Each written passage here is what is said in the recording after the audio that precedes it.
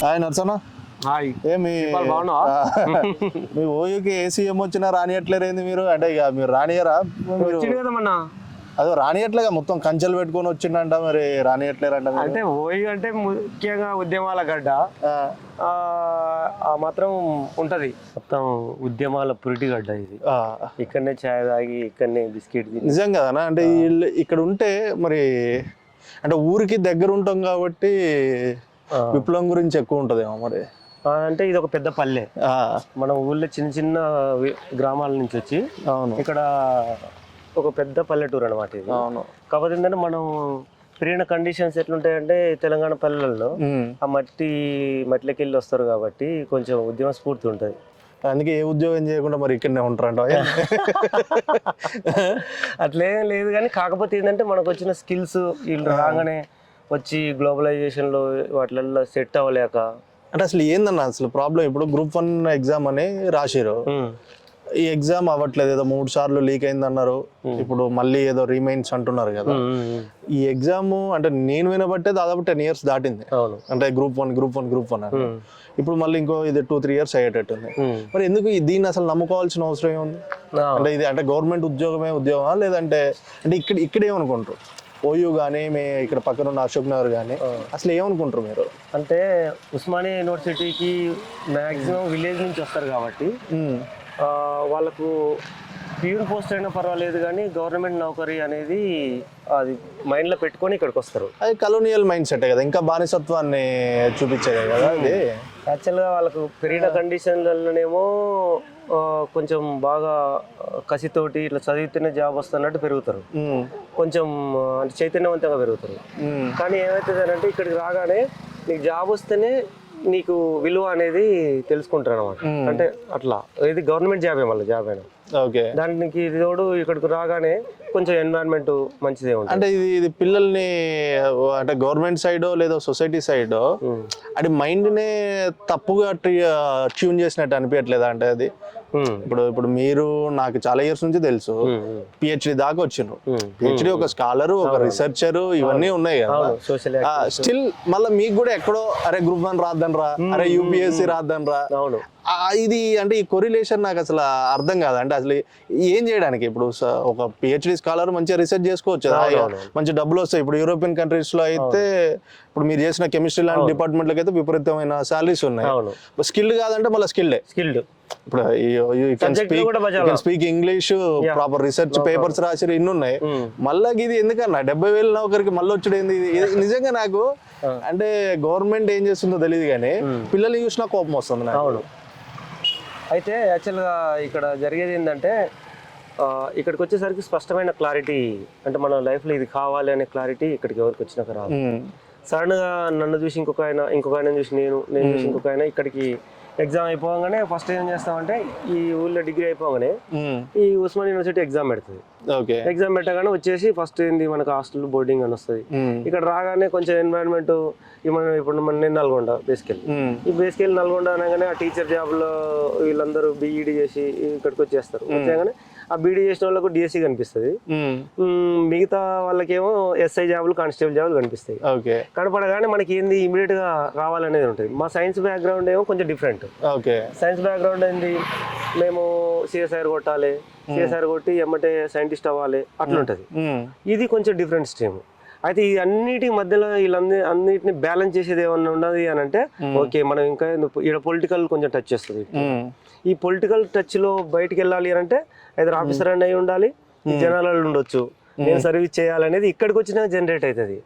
అది వేరే elite section కి ఏమవుతుంది అని అంటే ఇంటర్మీడియట్ డిగ్రీలోనే వాళ్ళకు ఒక పాత్ వచ్చేస్తుంది. దానివల్ల ఏమవుతుంది, వానికి రైట్ వే ఉంటుంది. అయితే ఒక 2-3 అటెంప్ట్లు సివిల్స్ ఇస్తా పోకుండా, లేదు అంటే దానికి కావాల్సిన స్కిల్స్ ఇప్పుడే జనరేట్ చేసుకుంటా. కానీ మన దగ్గర ఏమవుతుంది అని అంటే ఈ డిగ్రీ అయిపోయి పీజీకి వచ్చిన తర్వాత ఇది అది వాస్తవం మీరు అన్నది. అంటే ఏజ్ దానికి కానీ ఒక ఎగ్జామ్ కి దట్టు నార్మల్ ఎగ్జామ్ నేను ఫ్రాడ్ చేస్తే తప్ప గవర్నమెంట్ సర్వీస్లలో కరప్షన్ చేస్తే తప్ప డబ్బులు అయితే లేవు. జనరల్ గా చూసినా కూడా నిజం చెప్పాలంటే హైదరాబాద్ లో ఇల్లు కొనుక్కోలేవు, కారు కూడా కొనలేవు. కాకపోతే ఇప్పుడు మామూలు గ్రూప్ 2 లేదంటే సాధారణమైన క్లర్కుల దగ్గర నుంచి 100 కోట్లని చూస్తూనే ఉన్నాం.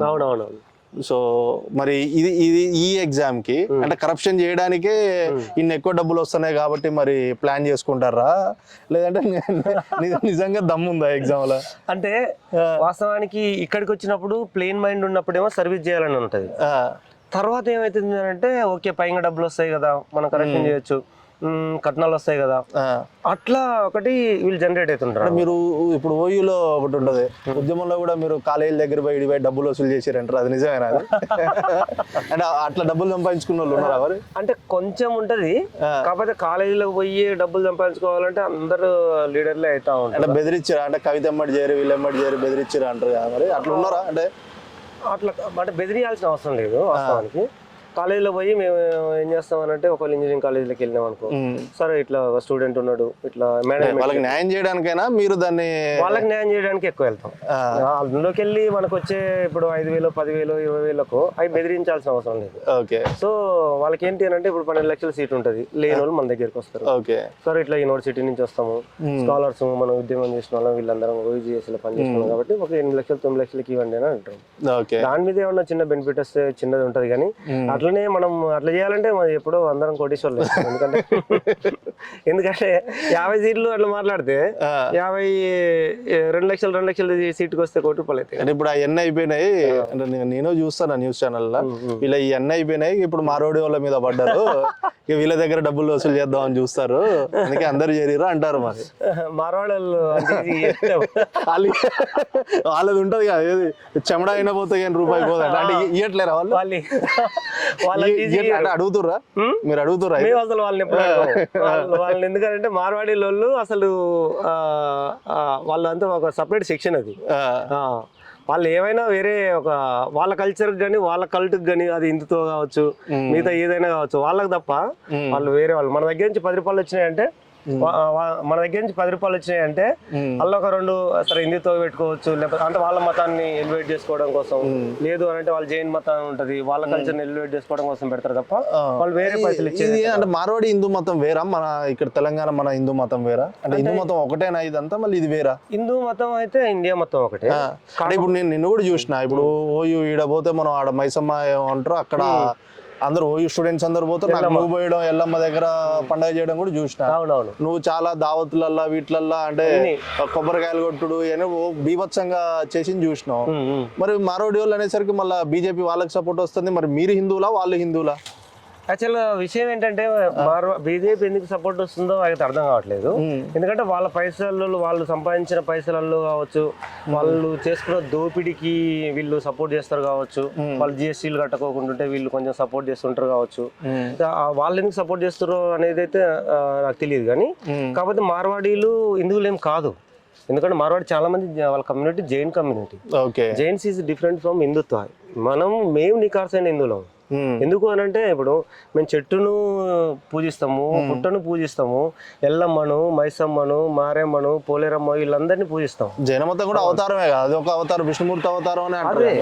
మరి బౌద్ధ మతం కూడా ఒకటే, కాకపోతే ఏంటంటే బౌద్ధ cult different, Jain cult different, మేం చేసే వీళ్ళు డిఫరెంట్. ఇప్పుడు మేము కూడా హిందువులం కదా, మరి అంటే వీళ్ళకి మతంతో కాదా మీకు గొడవ ఇక్కడ?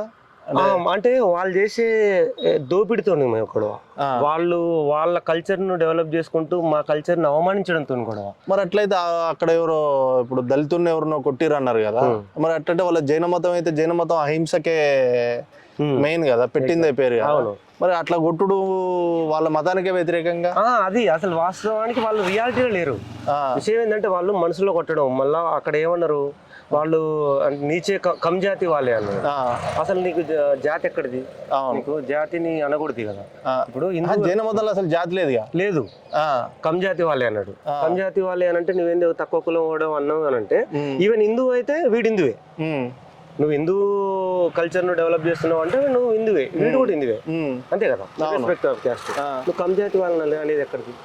కమ్ జాతి వాళ్ళ అనేసి ఉన్నది అని అంటే నీలో అసలు వీళ్ళు యాంటీ హిందుత్వం అని ఉండాలి, యాంటీ మాక్ అని ఉండాలి, ఏదో ఒకటి నీలో ఎన్ని ఏళ్ళ నుంచి ఇది డెవలప్ అయిన ఆ నేచర్ ఉండాలి, ఆధిపత్య ధోరణి, కులాహంకారం ఉండాలి. ఈ అహంకారం వల్లనే ఇప్పుడు వాస్తవానికి మార్వాడి అనేది కులమా మతమా అసలు ఏంది అది మార్వాడి అనేది? అది ఏమన్నా వ్యాపారానికి సంబంధించిన వాళ్ళది ఒక్కటే జాత? మరి అసలు ఏంది అసలు వాళ్ళు వ్యాపారానికి సంబంధించిన ఒకటే జాతి వాళ్ళది.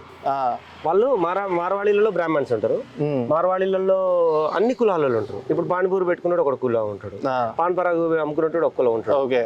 సో వాళ్ళలో కూడా డిఫరెంట్, డిఫరెంట్ వ్యాపారాన్ని బట్టి ఉంటుందా వాళ్ళ దాంట్లో? వాళ్ళ దాంట్లో అంటే వాళ్ళ వ్యాపారాన్ని బట్టి ఉంటది. అయితే మార్వాడి బ్రాహ్మణ్ వేరు. ఇప్పుడు మన దగ్గర వినాయక చవితులు జరుగుతున్నాయి అనుకో, మన దగ్గర వినాయక చవితి జరిగితే మార్వాడి పాపనోడు వచ్చి చదవాలి, తెలంగాణ పాపనోడు రావడానికి లేదు. అంటే వీళ్ళకు లేదు, అంటే వీళ్ళకు మనం బిజినెస్ చేయడానికి లేదు, మనకు కనీసం పౌరోహిత్యం ఇక్కడ చేసేటోడు కూడా లేడు. లేడు. మీరు కావాలంటే మీరు ఎక్కడైనా తెలుసుకోండి. నీకు మా మార్వాడి వాళ్ళు వినాయక చవితి పెడితే మార్వాడి వాళ్ళు బ్రాహ్మణుడు వచ్చి చదవాలి. మార్వాడి వాళ్ళే పానీపూరి పెట్టుకున్నాడంటే పానీపూరి పెట్టుకున్నాడు ఒక టైప్ ఆఫ్ కమ్యూనిటీ. అందులో అందరూ వచ్చిరా మరి ఇక్కడికి సెటిల్మెంట్? వీళ్ళందరూ ఎక్కడి నుంచి వచ్చారు అసలు? వీళ్ళందరూ గుజరాతీ, రాజస్థాన్ నుంచి వచ్చారు. వీళ్ళందరూ ఏంటి అని అంటే వ్యాపారం. ఇప్పుడు ఫర్ ఎగ్జాంపుల్ నేను ఒకటి ఇక్కడ కన్స్ట్రక్షన్ బిజినెస్ నడుస్తుంది అనుకో, నేను ఆల్రెడీ అక్కడ కన్స్ట్రక్షన్ కి సంబంధించిన వస్తువులన్నీ ఇక్కడ షాప్ పెట్టి కూర్చుంటాను. ఇక దానికి సంబంధించిన మొత్తం ఏం చేస్తారంటే వీళ్ళందరూ ఇంకొకరిని దానికి రిలవెంట్ గా కన్స్ట్రక్షన్ బిజినెస్ ఉందనుకో, నేను ఫర్ ఎగ్జాంపుల్ టైల్స్ షాప్ పెడతా, వాళ్ళు ఐరన్ అండ్ హార్డ్వేర్ షాప్ పెడతారు. ఇంకోళ్ళు ఏంది దానికి అంటే ఎలక్ట్రికల్ షాప్ కోసం ఇంకొని రమ్మంటారు. మీరు ఎప్పుడైనా గమనించారు? ఇప్పుడు మీకు చేత కాకనే కదా మీరు తాయి బండేటోళ్ళు, ఏముంది మీది నడిచేది ఏముంది, ఇస్తే తాయి పడుకుంటారు. ఇప్పుడు అందరూ కేసీఆర్ తో సహా అందరు తాయి బండేటోళ్ళే, మీరేం వ్యాపారం చేయ చేతన అవుతుంది అంటారు కదా. మరి అంటే మాకు విషయం ఏంటంటే మాకు దోపిడీ చేయడం చేత కాదు, వ్యాపారం చేయడం చేత అవుతుంది. కానీ మీరే తెలంగాణ సమాజం తాగి వండుతుందా నిజంగా? అసలు తెలంగాణ సమాజంలో అనేది తాగుడు అనేది అసలు వీళ్ళందరూ అట్లా క్రియేట్ చేశారు. వీళ్ళు ఏంటంటే ఇది వర్కింగ్ క్లాస్ ఎక్కువ తెలంగాణ సమాజంలో. ఇదివరకు నిజాం పరిపాలన ఉన్నప్పుడు కానీ తర్వాత కానీ వర్కింగ్ క్లాస్ ఎక్కువ. ఈ వర్కింగ్ క్లాస్ వాళ్ళు ఏం చేస్తారు అని అంటే కొంచెం అంత పని అయిపోయిన తర్వాత ఈ ఫిజికల్ పెయిన్స్ తట్టుకోవడం కోసం కొంచెం తాగడం అనేది మన దీంట్లో ఉన్నది. అయితే దీన్ని ఏం చేశారంటే ఈ తెలంగాణ వాళ్ళు అంటే ఈవెన్ ఆంధ్ర మూవ్మెంట్ కావచ్చు, ఇప్పుడు వచ్చిన మార్వాడి మూవ్మెంట్ కావచ్చు, ఇంకా వేరే వాళ్ళు కూడా ఎట్లా క్రియేట్ చేయగలిగారు అంటే తెలంగాణ వాళ్ళు అంటే ఓన్లీ తాగేటోళ్ళు అంతే. ఇప్పుడు మార్వాడి వాళ్ళు కూడా అంత ధైర్యంగా ఎట్లా అంటున్నారు? ఇప్పుడు 90 వేసుకొని ఉంటున్నాను, నీకు ఇక్కడే ఉండి నేను హైదరాబాద్ నడిబొడ్డున ఉండి మీరు తాగుబోతులని అంటారు. అవును, అది మీరు నిజంగా తాగుబోతులా? అసలు మేము తాగుబోతులు. ఇప్పుడు చార్మినార్ ఇట్లా కట్టింది మార్వాడి వాళ్ళైనా కాదు? హుసేన్ సాగర్ దోవింది మార్వాడి, గొలుసు కట్టు చెరువులన్నీ దోపించింది మార్వాడి వాళ్ళు. మరి మీరు ఎట్లా ఊరుకుంటారు? మీరు అందుకనే కదా ఇప్పుడు విషయం ఏంటంటే ఈ దోపిడిని మా కల్చర్ని అవమానిస్తున్నారు. ఇప్పుడు నీవు ఈస్ట్ ఇండియా కంపెనీ వాడు పోగొట్టిన తర్వాత నార్త్ ఇండియా కంపెనీ వచ్చినట్టు నువ్వు అక్కడి నుంచి వచ్చేసి బిజినెస్ వ్యాపారం పెట్టడానికి వచ్చినావు. వచ్చి ఇది మా అస్తిత్వం, మా కల్చరు, మేము ఎన్నో పనులు చేసుకొని మా కల్చర్ను మేము రెస్పెక్ట్ చేసుకుంటాం. అలాంటి రెస్పెక్ట్ చేసుకున్న మా కల్చర్ను నువ్వు తాగుబోతోనివి, నువ్వు తిరిగిపోతావు, నువ్వు ఇట్లా చేస్తున్నావు అట్లా చేస్తున్నావు అంటే ఇది ఇప్పుడు ఇదివరకు 2014 ముందో 12 ముందో అన్నారన్నా నేను నమ్ముతా, మీ అస్తిత్వం మీది అంతా నేను నమ్ముతా. మీకు తెలంగాణ వచ్చి 10 ఏళ్ళు అయింది, మీకు తెలంగాణ కోసం కొట్లాడినాయనే మీకు ముఖ్యమంత్రి అయిండు. మళ్ళీ మీరు మార్వాడి వాళ్ళ మీద మీకు అస్తిత్వం 10 ఏళ్ళ నుంచి అస్తిత్వం సంపాదించుకోలేదా మీరు? అంటే అస్తిత్వం అనేది ఎక్కడికి పోదు, 10 ఏళ్ళున్నా 100 ఏళ్ళున్నా వస్తుంది. కానీ కల్చరల్ ఇన్ఫ్యూజన్ జరిగేటప్పుడు మాత్రం మీకు ఇప్పుడు ఆంధ్ర నుంచి వచ్చిర్రు, అప్పుడు నిజాం నవాబు ఉన్నప్పుడు కూడా డిఫరెంట్ కాయస్తాసు వాళ్ళు కత్రీసు వీళ్ళందరినీ తీసుకొచ్చిండ్రు, వీళ్ళందరూ వచ్చిర్రు. అప్పుడు కూడా మార్వాడీలు వచ్చి ఉంటారు, 200-300 నుంచి కూడా వచ్చి ఉంటారు.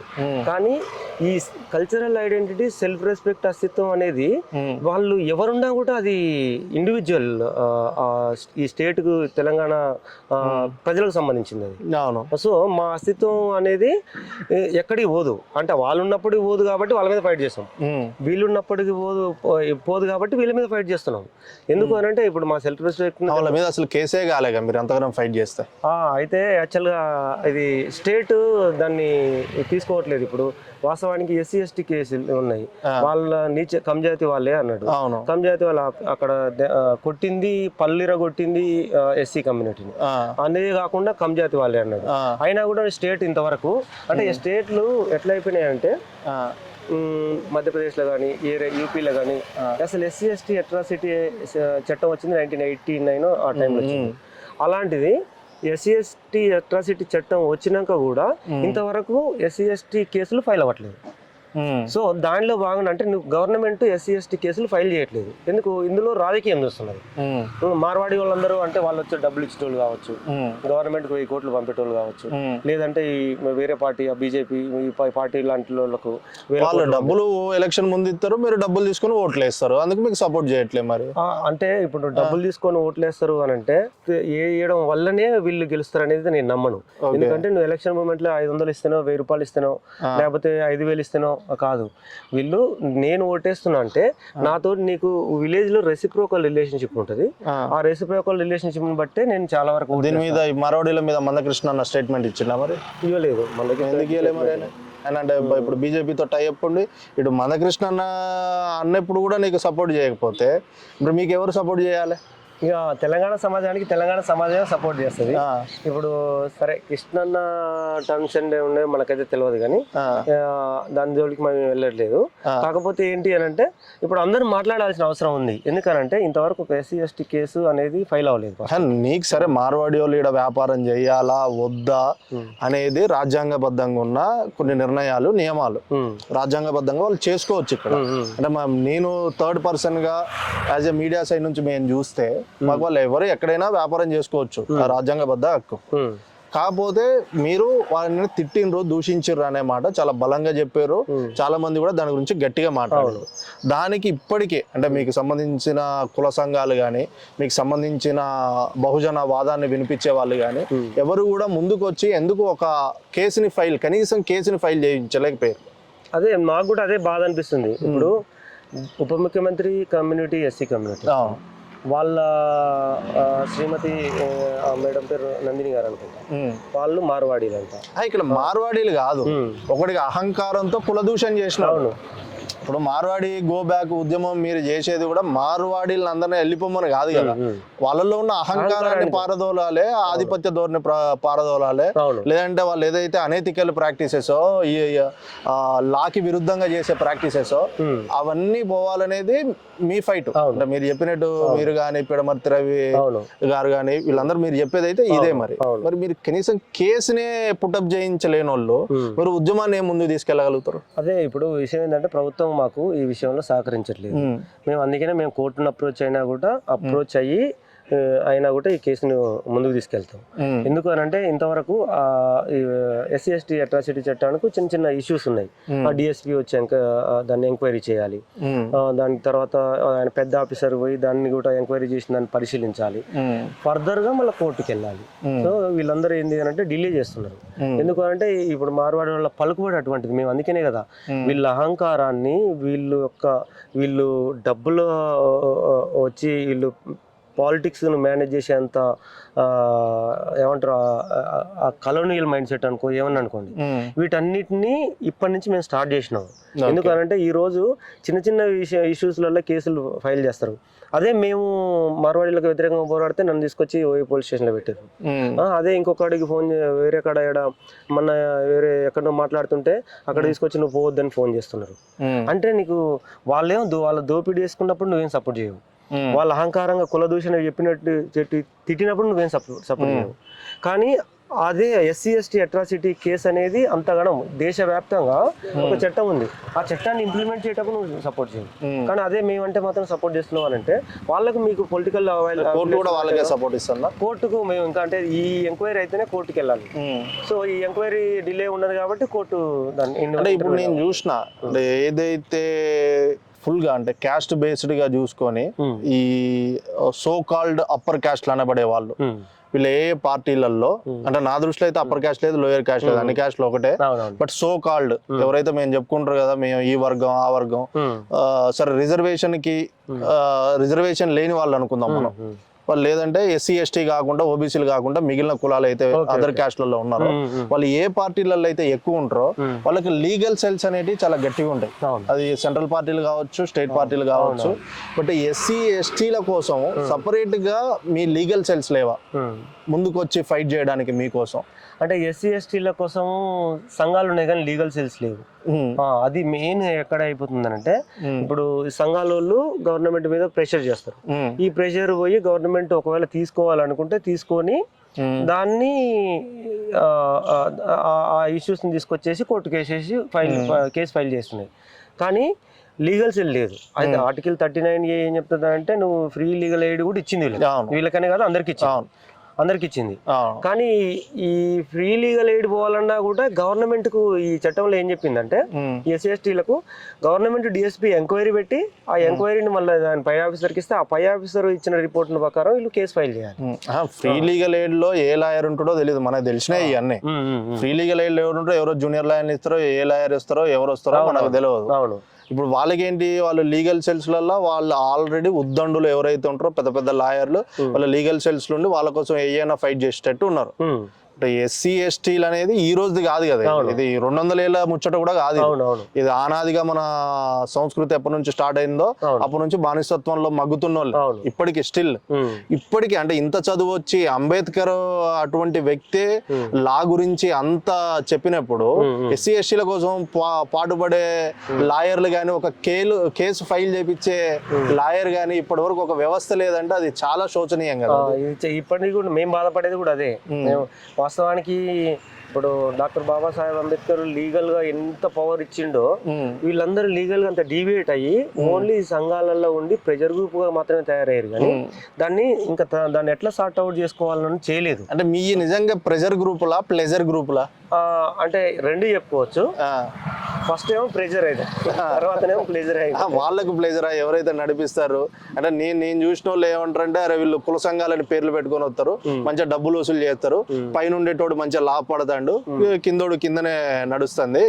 ఒక స్టెప్ ఒక లేయర్ పోయినాక అందరు అప్పర్ క్యాస్ట్లే, ఎవడు ఎస్సీ ఎస్టీ అనిపించుకోడు, ఒక స్టెప్ ఎక్కుతారు మళ్ళీ ఎలైట్ గ్రూప్ అంతా ఒకటైతుంది అంటారు. మరి అది ఎంతవరకు అంటే అది ఎంతవరకు మీకు అది కరెక్ట్? అది కుల సంఘాలకు అవునవును కులం వర్గం అనేది ఉంది. అయితే ఏంటి అంటే ఫస్ట్ ఏమో కులంగా ముందుకు వస్తుండు, ఇలేట్ కాగానే వర్గంగా వస్తున్నారు. ఫస్ట్ ఏమో కులంగా ముందుకు వస్తాడు ఎందుకు ఐడెంటిటీ కోసం, ఇలైట్ సెక్షన్ కాగానే వర్గంగా వస్తాడు. ఇప్పుడు ఇది ఎస్సీ ఎస్టీ ఐఏఎస్ ఆఫీసర్లు ఉంటారు, లేకపోతే బ్యూరోక్రాట్స్ అనుకోండి, ఐఏఎస్ అనే స్పెషల్ అవసరం బ్యూరోక్రాట్స్. వీళ్ళందరూ ఫస్ట్ ఏంది ఒక రిజర్వేషన్ పెట్టుకుని ముందుకు వస్తారు. తర్వాత రిజర్వేషన్ లో జాబ్ కొట్టగానే వాళ్ళంతా ఇలేట్ సెక్షన్కి వెళ్ళిపోతారు. ఇదేంటంటే ఆ మైండ్ సెట్ ఇప్పుడు అంటే ఆ మైండ్ సెట్ ని ఏ విధంగా డిస్క్రైబ్ చేయాలో నాకు కూడా తెలియదు. వీళ్ళందరూ అయితే ఈ సంఘాల ఏంటి అంటే ఈ సంఘాల వాళ్ళని మనం కొంచెం అప్రిషియేట్ చేయొచ్చు. ఎందుకు అప్రిషియేట్ చేయొచ్చు అంటే నీకు ఫస్ట్ వాళ్ళు ఏదైనా ఇష్యూ వచ్చిందంటే స్టాండ్ బై ముందుకు వెళ్ళిపోతారు. ముందుకు వెళ్ళిపోయి ఆ ఇష్యూను జనరలైజ్ చేస్తారు. దాని తర్వాత అమ్ముడు పోయేదాన్ని పక్కన పెడితే ఈ ఇష్యూలో ఆ చైతన్యం అని అంబేద్కర్ గారు ఏం చెప్తారో ఎడ్యుకేట్ ఆర్గనైజ్ అంటారు. ఎడ్యుకేట్ చేస్తారు ఫస్ట్ ఆ ఇష్యూను, ఎజిటేట్ కూడా చేస్తారు. ఈ ఆర్గనైజ్ కాడికి వచ్చేసరికి వీళ్ళందరూ డివేట్ అవుతారు. అదొక్కటి ఫెయిల్ అవుతుంది. అంటే డబ్బు కాడికి వచ్చేసరికి డివేట్ అవుతుంది. అదొక్కటి కనుక ఆర్గనైజ్ కనుక చేస్తే ఖచ్చితంగా మనం అనుకున్న ఈ బహుజన రాజ్యం కావచ్చు, అంబేద్కర్ కళ రాజ్యం కావచ్చు, అందరికి ఈగాలిటేరియన్ సొసైటీ కావచ్చు, ఇవన్నీ బాగుంటాయి. కానీ ఇది ఒకటి ఈ విషయంలో మీకు రిజర్వేషన్ సబ్ కేటగిరేషన్ వరకు మందకృష్ణ అన్న చేసింది అయితే కరెక్ట్ చేసింది. ఆయన ఎక్కడ కూడా అధికారాన్ని తీసుకుని ఏదో చేసిన వ్యక్తి అయితే కాదు. కానీ మీ కేసుల వరకు వచ్చేసరికి ఎందుకు ఆయన కూడా వెనకం చేస్తాడు అంటే ఇప్పుడు బీజేపీతో కలవడం వల్ల ఆయన ముందుకు రావట్లేడా? అట్లేం లేదు అన్న. ఇప్పుడు బీజేపీతో కలిసిన ఇంకా ఏది డిఎస్పీతో కలిసిన ఎంఐఎంతో కలిసిన అన్న ఎప్పుడైనా కూడా ఈ దళితం కోసమే దళితులు కూడానే మాట్లాడలేదు కదా. అయితే ఆ ఇష్యూ ఆయన మాదిగా మాలన తన్నులదేనా? ఆయన తన్నులదే కాస్ట్ అక్కడ ఎస్సీ అని తెలుసు కానీ నాకు ఎగ్జాక్ట్ తెలియదు. అన్న అంటే ఆ టైం వచ్చినప్పుడు అయితే ఖచ్చితంగా మాట్లాడతాడు. అది మందకృష్ణ అన్న అంటే ఓన్లీ మాదిగ కోసం అయితే మాట్లాడాను. కానీ ఆయన ఫస్ట్ ఇష్యూస్ ఆయన ఫస్ట్ దెబ్బలు తిన్నది కూడా మాలల కోసం కొట్లాడినప్పుడు కూడా ఏపీలో లాఠీ చార్జీలలో మాలల కోసం కూడా తిన్నాడు. కాబట్టి ఆ కృష్ణ అట్లేం లేదు. కాకపోతే వస్తాడు, కాకపోతే ఇష్యూస్ అన్ని ఆయన కొంచెం లేట్ ఎంట్రీ ఉంటుంది అట్లా. అందువల్ల మేము అట్లే అనుకుంటున్నాం. అయితే ఒక 10 మంది జిఎస్టీలు డిఫాల్ట్ అయితే అలా 8 మంది మార్వాడీలు ఉంటారు. అంటే నీకు నీకు ఎక్కడ ఇక అది గుజరాత్ మార్వాడి సర్వీసెస్ ట్యాక్స్ అయిపోయింది జిఎస్టీ అంటే. వీళ్ళందరూ అంతే కదా, గుజరాత్ మార్వాడి సర్వీసెస్ ట్యాక్స్ అయిపోయింది అంటే వాళ్ళకి సర్వీస్ చేయడానికి వీళ్ళ ట్యాక్స్ ప్రొవైడ్ అంతే. లేకపోతే వీళ్ళందరూ ఎందుకు సపోర్ట్ వస్తారు? అవును. ఇప్పుడు ఎప్పుడైనా దేశం డెవలప్ కావాలి అని అంటే ఎస్సీ ఎస్టీలు అనేటోళ్ళు ఏదో చిన్న చిన్న పెట్టుకుంటారు, వాళ్ళు డెవలప్ అవుతున్నారు. కానీ మనం ఇంతమంది కట్టిన 4 కోట్ల మంది కట్టిన ట్యాక్సెస్ జిఎస్టీ రూపంలో గవర్నమెంట్కి ఇస్తే గవర్నమెంట్ బ్యాక్ ఇస్తుంది. అంటే ఇది ఈ రోజు నుంచి వచ్చిందేనా, లేదంటే వీళ్ళు అంటే ఇది కులపరంగా, మతపరంగా, లేదంటే ఆధిపత్య వర్గాల పరంగానా? ఎందుకంటే ఇప్పుడు ఊర్లలో అసలు చెప్పులు కుట్టేది ఎవరు? మాది వాళ్ళు. డోలు కొట్టి డోలుని ప్రాపర్ గా చేసేటోళ్ళు ఎవరు? వాళ్ళు మాది వాళ్ళు, లేదంటే మనకు దానికి సంబంధించిన ఎస్సీ వర్గాలలో ఉండేటోళ్ళు.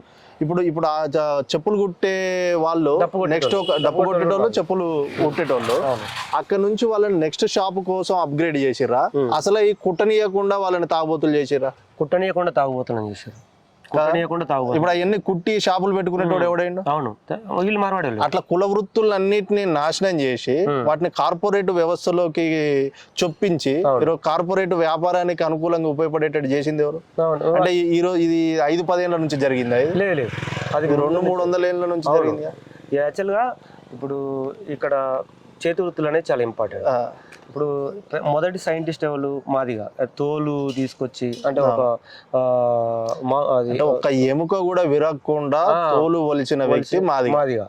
దాన్ని తీసుకొచ్చేసి తోలుని చేసి అవన్నీ ఒక సైంటిఫిక్ దాంట్లో అప్రోచ్ అయ్యి, ఆ లందా అని ఉంటది, మేము మాది కాబట్టి చెప్తున్నాం, లందా అని ఉంటది, ఇది తంగేడి చెక్క ఉంటాయి, ఇవన్నీ తీసుకొచ్చేసి ఒక 15 రోజులు ఇట్లా ఉండి తోలుని వాటన్నిటిని చెప్పులు చేసిన చరిత్ర మాది వాళ్ళది. కానీ ఇంతవరకు ఎవరు బాగుపడలేదు. యాక్చువల్గా ఫస్ట్ బాగుపడాల్సింది మాదిగోళ్ళు. ఎందుకంటే ఒక మనిషి ఎక్కడికి వెళ్ళాలన్నా కూడా చెప్పులు ఉండాలి. కానీ వాళ్ళు బాటవాడు దాన్ని తీసుకొని క్యాష్ చేసుకున్నారు. ఇప్పుడు మార్వాడోళ్ళు వీళ్ళందరూ ఇటువంటి మార్వాడనే కాదు, వేరే షాపులలో ఎంతో మంది షాపులలో వాళ్ళు. అది ఏ షూ మ్యానుఫ్యాక్చరర్ కంపెనీ ఓనరు ఒక మాదిగ వ్యక్తి లేడు. అంటే ఇది జరిగిన కుట్ర ఈ రోజుది కాదనేది నా వాదన. అంటే ఇది 200-300 ఏళ్ల నుంచి ఇదేనే కాదు, చాలా ఎన్ని బార్లకు గౌడ్స్ దాని ఓనర్లు ఉన్నారు, ఓవరాల్ గా ఎన్ని బ్రియూరీస్ కి వాళ్ళు హెడ్లుగా ఉన్నారు. అంటే ఎక్కడి నుంచి నీకు తెలిసిన వృత్తి, లేదంటే నువ్వు చేసిన వృత్తి, తరతరాల వృత్తిని దాన్ని నాశనం చేసి దానికి కులాన్ని అంటగిచ్చి నువ్వు ఇది చేస్తున్నావు కాబట్టి నువ్వు తక్కువ అని చెప్పి దాని వ్యాపారం కింద మలసకుండా నిన్ను ఇంకా నశింపజేసేటట్టు చేసింది. అది ఆధిపత్య ధోరణ, లేదంటే ఈ రోజుకి ఏదైనా గవర్నమెంట్ ఇంకేదైనా స్కీమ్ తీసుకురాకపోవడమా? అంటే గవర్నమెంట్ స్కీమ్స్ తీసుకురావచ్చు, కానీ ఒకవేళ కనుక ఆధిపత్య ధోరణి వల్ల ఈ చెప్పులు కుట్టేటోళ్ళను వీళ్ళే బిజినెస్ మ్యాగ్నెట్లే పట్టుకొని, ఈ మగ్గం వేసేటోళ్ళను వాళ్ళకు పవర్ లూమ్స్ పెట్టేసి బిజినెస్ వాళ్ళే, మార్వాడీస్ కావచ్చు, ఇంకా సమ్ ఎక్స్ ఎవరైనా కావచ్చు, బిజినెస్ చేసేటోళ్ళు వీళ్ళందరిని పెట్టుకొని, అంటే టోటల్ అందరు చేసే చేతి వృత్తులను అన్ని నాశనం చేసిన తర్వాతనే ఈ స్కీమ్స్ వచ్చినాయి. ఈ స్కీమ్స్ వీళ్ళని అందరినీ కొంచెం ఎలివేట్ చేయడానికో, ఇవన్నీ బిజినెస్ చేయాలని మేము ఎంకరేజ్ చేస్తున్నట్టు వచ్చిన స్కీమ్సే తప్ప వాళ్ళని ఇప్పుడు మా నాన్న చెప్పులు కొట్టిండు అనుకో, మా నాన్న షాప్ పెట్టుకుంటే నాకు అసలు వీళ్ళు స్కీమ్ ఇవ్వాల్సిన పనే ఉంటది ఎందుకు? ఇప్పుడు నా ఊర్లో 10 మంది మాదిగోళ్ళు షాపులు పెడితే, సరే 50 మంది మాదిగోళ్ళు షాపులు పెడితే నా ఊర్లో 3000 మంది ఉంటారు. 3000 మందికి వీళ్ళ చెప్పులు ఇవన్నీ జనరేట్ అవుతున్నాయి అంటే మాకు స్కీమ్ తో పనే లేదు. ఎందుకు? వాళ్ళందరికీ చెప్పులు కుట్టించి చేస్తే మాకు డబ్బులు వస్తాయి కదా. ఇప్పుడు హైదరాబాద్లో కావచ్చు, తెలంగాణ రాష్ట్రంలో ఎన్ని చెప్పుల షాపులు ఎక్కడికి బ్రాండ్స్ ఎక్కడ, ఈ బాటా ఎక్కడిది, ఇవన్నీ మోచీలు బాటాలు ఇవన్నీ ఎక్కడి. సో అంటే ఏంటి అని అంటే ఇవన్నీ సిస్టమేటిక్ గా ఈ చేతి వృత్తులను వాళ్ళ చేతిలోకి తీసుకున్నారు, అది బిజినెస్ పర్పస్ లో తీసుకున్న తర్వాత ఏమైంది అంటే వీళ్ళందరూ ఆల్రెడీ రోడ్డు మీద పడ్డారు. ఈ రోడ్డు మీద పడ్డప్పుడు ఏం చేసిందంటే గవర్నమెంట్ అప్పుడు వీళ్ళకి బిస్కెట్లు వేయడం స్టార్ట్ చేసింది. ఎటువంటిది అంటే డబ్బులు కొట్టేవాళ్ళు చెప్పులు కొట్టేవాళ్ళకి 3000 పెన్షన్ ఇస్తాం. లేదు అని అంటే వీళ్ళ చెప్పులు మనం కొందాం. ఇప్పుడు ఎప్పుడైనా లిడ్ క్యాప్ అనేది ఉంటుంది, ఎప్పుడైనా ఈ చెప్పులు మనం కొనాలనేది ఉన్నదా? మాదిగాళ్ళు ఇప్పుడు ఎంత మంచి చెప్పులు వేస్తారు, చెప్పులు తీస్తారు. అట్లాంటిది తీసుకుపోయి నువ్వు బ్రాండెడ్ చేసి దాన్ని తోలు ఇవన్నీ వీటిని హ్యాండ్ బ్యాగ్స్ అని ఇవన్నీ చేస్తా ఉన్నావు. కానీ వీళ్ళు చేసినవి కొని వాళ్ళకి ఇమీడియట్ గా డబ్బులు ఇచ్చేస్తే వాళ్ళు ఒక బిజినెస్ లోకి ఎంటర్ అవుతారు కదా. అంటే వాళ్ళకు బిజినెస్ లోకి వాళ్ళని ఎంటర్ చేయడం ఇది ప్రభుత్వాలకు కానీ మిగతా ఈ అంటే కార్పొరేటర్లకు ఇష్టం లేదు. సో అంటే ప్రభుత్వం కార్పొరేటర్లతో మింగిల్ అయ్యి వీళ్ళను రోడ్డు మీదకి వేసేసి వీళ్ళు ఏంటంటే గవర్నమెంట్ మీద మాత్రమే డిపెండబుల్ అనేది చేసి దానికి స్కీమ్స్ ఇచ్చేసి ఓటు బ్యాంకుల రూపంలో చూస్తున్నారు వాళ్ళు. ఇప్పుడు మీకు కేసీఆర్ 3 ఎకరాలు ఏదో ఇస్తా అనే కదా దళిత బంధు అదో ఇదో. దళిత బంధు అది 3 ఎకరాల భూమి దళితులకు సరే, తర్వాత దళిత బంధు అనే మళ్ళీ సపరేట్ ఇది ఇయ్యలేదని అది తెచ్చినట్టుండు. మరి ఆయన ఏమో ఇస్తా అన్నాడు, భూమి లేదన్నాడు. మరి ఈయననేమో భూమి లేదు ఇప్పుడు నేను ఇయ్యను, ఏడుంది భూమి ఏడికెళ్ళి వచ్చింది అంటాడు. మరి మిగిలిన ఊర్లలో మీ ఊర్లలో ఎవరికి వేరే క్యాస్టులకు భూములు లేవా? ఉన్నాయి. వాళ్ళకి ఎట్లా వచ్చినాయి? వాళ్ళకి ఇప్పుడు వాస్తవానికి ఇదంతా భూమి సెంట్రిక్ నడుస్తుంది. ప్రభుత్వాలన్నీ ఒకటి బిజినెస్ సెంట్రిక్, రెండోది భూమి సెంట్రిక్. అంటే ఈ భూమిలలో ఆల్రెడీ ఎక్కడికక్కడ పాగా చేసి పెట్టారు. ఈ యాక్చువల్ గా ల్యాండ్ యాక్ట్స్ చూస్తే దళితులకు ఇచ్చే భూమి ఎప్పటి నుంచో ఇందిరాగాంధీ ఉన్నప్పటి నుంచి ఉన్నది. ఇప్పుడు భూ సంస్కరణలో జరిగింది అనేది మనకు స్వతంత్రం వచ్చినాక జరిగినాయి. అవును, ముందైతే ఏం జరగలేదు. స్వతంత్రం వచ్చినాక 1956 1952 ఎలక్షన్ల తర్వాత మన తర్వాత స్టేట్ 56 ఫామ్ అయినా కూడా తర్వాత ఫస్ట్ టైం 50 నుంచి 56 మధ్యలో ఆ తర్వాత జరపాలి, ప్రాపర్ గా చేయాలని చెప్పారు. భూములు వినోబాబావే కొంచెం ముందు నుంచే వచ్చిండు. ఇప్పుడు అవన్నీ పక్కన పెడదాం. అప్పటి నుంచి సరిగ్గా చేయలే, ఇందిరాగాంధీ సరిగ్గా చేయలే, రాజీవ్ గాంధీ సరిగ్గా చేయలే, ఇంకో గాంధీ సరిగ్గా చేయలేదని పక్కన పెడదాం. ఇప్పుడు ఊర్లలోకి పోదాం. ఎవరెవరికి ఎంతెంత భూమి ఉంది. ఆ ఊరికైతే ఒక భూమి ఉంటది కదా. ప్రతి తెలంగాణలో అయితే ఇనాం భూములు అయితే ఉన్నాయి, ఇంకో భూములు అయితే ఉన్నాయి కదా. చూద్దాం ఎవరెవరికి లేదు. ఈయన XYZ రెడ్డి అంటే ఈయనకి ఎన్నేళ్ల నుంచి 10 ఎకరాలు ఉంది, 20 ఎకరాలు ఉంది, 30 ఎకరాలు ఉంది అనేది ఉందిగా. ఆడ కొని ఆయనకి ఆయనకి మార్కెట్ రేటే గట్టి 3 ఎకరాలు నష్టం భూమి ఎందుకు లేదు? లేనోడికి ఇప్పుడు 2 ఎకరాలు ఉంది. ఇప్పుడు ఒక మాది ఆయనకో, మాల ఆయనకో, లెంబడ ఆయనకో, లేదంటే ఇంకో గౌండ్ల ఆయనకో, గొల్ల ఆయనకో, ఎవరికో ఒకరికి 2 ఎకరాలు ఉంది. చూడు ఊర్లో చూసుడు ఎంతసేపు. నీకు సీఎం అన్ని ఊర్లు తిరిగి వచ్చినా కూడా 5 ఏళ్లలో ప్రతి ఊరు తిరిగి రావచ్చు. అవునా కదా? ఒక రోజుకి ఒక మండలం కవర్ చేసుకుంటే సీఎం వేరే పనే వద్దు, అవి ఇచ్చుకుంటారా ఫస్ట్. నువ్వు ఆడికెళ్ళే చేయి అన్ని, నీకు అన్ని టెక్నాలజీ ఉండే అన్ని ఉండే ఆడికెళ్ళే చేయి. నీకు ఇయ్య శాత గాక అందరూ, అది నువ్వు రేవంత్ రెడ్డి కాదు, కేసీఆర్ గొప్ప కాదు, పొద్దున బీజేపీ వచ్చినా కూడా నీకు చెయ్య శాత గాక ఇయ్య శాత గాక. ఇంకా పక్క రాష్ట్రంలో అయితే ఆ 17 ఏదో మెడికల్ కాలేజీలు అంటే గవర్నమెంట్ చేత ఈ PPP మోడల్లోకి అవి మారుస్తారంట. అంటే నీకు జరగాల్సినవే జరగట్లే. కనీసం వచ్చేటి ఒకటి జగన్మోహన్ రెడ్డి చేసిండా, ఇంకో ఇప్పుడు ఆ జగన్మోహన్ రెడ్డి తెచ్చిన మెడికల్ కాలేజ్ ఇచ్చింది అయితే వాళ్ళ కూటమి ప్రభుత్వం బీజేపీయే కదా. అంటే ఇద్దరు గెలిచి తెచ్చిందే కదా అది. తెచ్చింది మరి న్యాయంగా అందేటోళ్ళకి అందాలిగా. ఇది జగన్ చేసిండు కాబట్టి నేను చేయను, లేదంటే అది మోడీ ఇచ్చిండు కాబట్టి నేను చేయను, చంద్రబాబు ఇచ్చి ఇది కాదు కదా. నీకు న్యాయం చేయాలనే సంకల్పం గట్టిగా ఉంటే నువ్వు చెయ్యాలి. నువ్వు చేయకుండా మళ్ళీ ఈ ముచ్చట్లేదు, భూమి లేదు, ఇక్కడ అది లేదంటే భూమి ఇది లేదు. కార్పొరేట్ వాళ్ళకి ఇవ్వడానికి భూములు ఉన్నాయా? మరి 100 కోట్లు ఉంటాయి. 100 కోట్ల భూములు ఇవ్వడానికి ఉంది. ఊర్లో దళితుడు 3 ఎకరాలు నువ్వు ఇయ్యలేను, 2 ఎకరాలు అది కూడా ఇయ్యలేవు అన్న కొని. దళితులు ఎట్లున్నారంటే ఇప్పుడు వాస్తవానికి వీళ్ళందరూ మనం అనుకుంటున్నాం కానీ భూమిని ఎక్కడ ఎవరు ఏ ప్రభుత్వం పంచిపెట్టదు. ఎంతో కొంత వాళ్ళు ల్యాండ్ సీలింగ్ ద్వారానో ఏదో ఒకటి చేసేసి అప్పుడు ఇందిరాగాంధీ, ఆచార్య వినోబాబావే అప్పుడు ఎందుకు వచ్చింది అని అంటే అప్పుడు ఈ కమ్యూనిస్ట్ ఈ మూమెంట్ చాలా స్ట్రాంగ్ ఉంది. భూమి కోసం, భుక్తి కోసం, విముక్తి కోసం అని కమ్యూనిస్ట్ మూమెంట్ చేస్తారు కదా. వీళ్ళు ఎక్కడ పైచేయి అవుతారన్న ఉద్దేశంతో అప్పుడు చాలా స్ట్రాంగ్ సిస్టమ్ ఉండేవాళ్ళు. అందువల్ల ఏం చేశారు అని అంటే వాళ్ళని కంపెన్సేట్ చేయడం కోసమే జవహర్లాల్ నెహ్రూ అయినా కూడా సోషలిస్టిక్ ఎకానమీ తీసుకొచ్చింది. ఆయన తీసుకొచ్చిన సోషలిస్టిక్ ప్యాటర్న్ ఆఫ్ ఎకానమీలో అంటే రష్యా కమ్యూనిస్టే కదా, వాళ్ళ నుంచి ఎకానమీ ఫాలో అవుతున్నాం కాబట్టి మీతోనేంది అనేది ఒకటి అదొక సెక్షన్. అయిపోయిన తర్వాత వీళ్ళేంది వాళ్ళు 48లలో ఈ టైంలో మనకు ఇండిపెండెన్స్ వచ్చే టైంలో వీళ్ళందరూ చాలా స్ట్రాంగ్. అంటే ఎక్కడికి పోయినా కూడా భూమిలో జెండాలు బాత వేసి వీళ్ళందరికీ షేర్ చేసేది. అప్పుడు ఏంటి అంటే ఆధిపత్య ధోరణి అనేది భూమితో వస్తుందని అప్పుడు వాళ్ళకి తెలిసింది. అప్పుడు అలాంటప్పుడు ఏం చేయాలి, ప్రభుత్వం రాగానే మేము ఇస్తాం కానీ అని చెప్పేసి వాళ్ళని సైడ్ చేసి ఇవన్నీ ఏది SC/STలకు ఇస్తామని చెప్పేసి ఫస్ట్ 48లో తీసుకొచ్చిన ల్యాండ్ సీలింగ్, అది ఏది అసైన్ ల్యాండ్స్, వీళ్ళందరినీ జమీందారీ సిస్టమ్ అలా ఉన్న ల్యాండ్స్ మొత్తం పక్కకు తెప్పించి చేసింది. కాకపోతే ఇక్కడ ఏంది అని అంటే ఎటుగూడి వీళ్ళు తీసుకొచ్చిన చట్టాలలో ఏమైంది అని అంటే వాళ్ళు అంటే grade A, grade B, grade అట్లా తీసుకొచ్చారు. దానివల్ల ఏంది అంటే ఈ టైప్ ఆఫ్ భూమి అయితే 50 ఎకరాలు ఉండాలి, ఈ టైప్ ఆఫ్ భూమి అయితే 30 ఎకరాలు ఉండాలి, ఈ టైప్ ఆఫ్ అసలు నీకు ఆ టైప్ డిసైడ్ చేసేది వాడు. ఇప్పుడు ఈ భూమి అనేది పండుద్దని డిసైడ్ చేసేది ఇప్పుడు తెలంగాణ రాకముందు అయినా తర్వాత కాంగ్రెస్ గవర్నమెంట్ ఫస్ట్ రాజశేఖర రెడ్డి టైంలో నీళ్లు రాకముందు అన్నీ మన భూములు ఎండిపోయే భూములు అవునవును నడిచే దగ్గర నడిచినాయి. ఎందుకంటే డ్యాములు కట్టలేదు, మనకు కావాల్సిన నీళ్లు మనకి ఇవ్వలేదు కాబట్టి ఈ రోజు అన్ని సస్యశ్యామలే. మరి ఆ రోజు ఇన్ని ఎకరాలు ఉంది, ఈ రోజు మారిందిగా. అవును అంతే కదా. ఇప్పుడు నీకు ప్రాపర్ గా మారింది కదా. నువ్వు అప్పుడు వాటర్ రిసోర్స్ అందరికి ఇచ్చి నువ్వు అప్పుడు పంచు. అవును. ఇప్పుడు విషయం ఏంటంటే ఇక్కడ వాటర్ రిసోర్స్ వచ్చిన తర్వాత వేరుంది, వాటర్ రిసోర్స్ రానప్పుడు నీకు వాళ్ళు పంచినవి కూడా వేరే వేస్ట్ ల్యాండ్స్ పంచారు. అవును. దానివల్ల ఇప్పుడు నీకు వాటర్ రిసోర్స్ ఈ డ్యామ్లు ఎక్కడ కట్టిర్రు, అప్పుడున్న గవర్నమెంట్ ఉన్న కొన్ని డ్యామ్లు కట్టిర్రు, ఇప్పుడు కాళేశ్వరం ఇటువంటి కట్టి గుట్టలు ఇచ్చారన్న. అసైన్ ల్యాండ్ మా ఊర్లో ఇది మా చైన్ పక్కనే ఒక గుట్టు ఉంటది. ఈ గుట్ట ఎవరిదంటే ఇది వాళ్ళకి అలకేట్ చేసారు. ఆ గుట్ట ఏం చేసుకుంటా చెప్పండి అంటే వాళ్ళకు అంటే వాళ్ళు అట్లనే ఉండాలి. గవర్నమెంట్ యొక్క మైండ్ సెట్ అనేది ఏంటి అని అంటే వీళ్ళను ఈ ఉత్పత్తి కులాలలో కావచ్చు, ఈ లేబర్లు కావచ్చు, వీళ్ళు లేబర్ లెక్కనే ఉండాలి, వీళ్ళు మా ఓటు బ్యాంక్ లెక్క ఉండాలనేది చూసారు. అంతే తప్ప నీకు ఒకవేళ నాకు భూమి లేదు, నాకు భూమి లేకపోతే 3 ఎకరాలు గుట్టిచ్చేదానికంటే అరెకరమో ఎకరమో పండేది ఇచ్చినప్పుడు ఒకటి, 2 డ్యాములు కట్టి నీకు వాటర్ సోర్స్ క్రియేట్ చేస్తాను. ఈ 2 చేయకోకుండా నాకు ఇచ్చేం లాభం.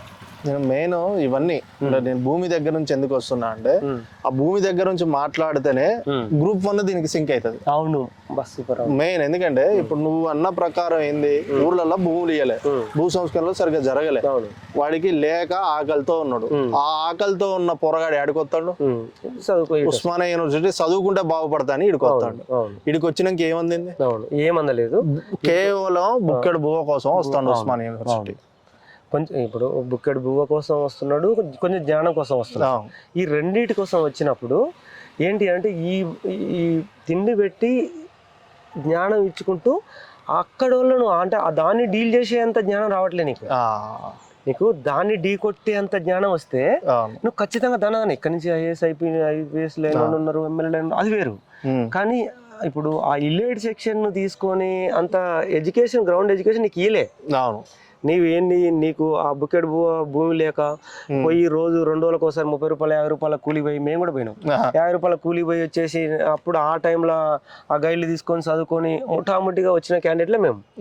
అలాంటి వాళ్ళను ఇప్పుడు దేశంతో పోటీ పడి స్కిల్ కాడికి వచ్చేసరికి మాకు ఇవన్నీ చెయ్యాలన్న తపన ఉంటుంది, అక్కడికి పోయి ఆగిపోతున్నాం అనమాట. అందుకనే ఇప్పుడు ఒకవేళ నాకే 50 ఎకరాలు 20 ఎకరాలు ఉన్నది అనుకో, నేను దాన్ని ఇంకో కల్చరైజ్డ్ అగ్రికల్చర్ చేస్తానేమో, దాన్ని కూడా మార్కెటింగ్ చేసుకునే స్కిల్ వచ్చింది అనుకో, నేను ఇప్పుడు ఇంకోటి చేస్తాం, దీనికోసం ఉండాల్సిన పని లేదుగా. అట్లా ఇది నడుస్తుంది. దీనివల్ల ఎక్కడోళ్ళు అక్కడనే స్టక్ అయిపోయారు. మళ్ళీ సేమ్ వాళ్ళు ఒక రాజ్యం అయితే ఎవరెవరు కావాలనుకుంటారో వాళ్ళందరూ ఇందాక మీరు అన్నట్టు ఆ వర్గం అనేది అయిపోతుంది. ఒకవేళ నేను అన్ని డొక్కా మెక్కులు తిని నేను కొంచెం పైకి అందులోకి వెళ్ళిపోతాయి, ఇక అయిపోయాయి. చాయ్ మరి మా వర్గానికి చాయ్ తాగుతాం. ఎన్నో ఉద్యమాల వేదిక ఇది. ఈడ కూకొని ఎమ్మెల్యేలు, ఆఫీసర్లు ఈడికి వెళ్ళిపోతే మళ్ళీ ఇటు రారా, ఈడికి వెళ్ళిపోతే ఇటు రారా, ఇక మళ్ళీ కొంతమంది వస్తారు, కొంతమంది రారు. బాలకృష్ణ వచ్చిండా మళ్ళీ? నాకు తెలిసి రాలేడు. రాలే పోయి నుంచి పోయిన లీడర్లు ఇంకెవరెవరు రానే ఎప్పుడు వస్తూనే ఉంటాడు.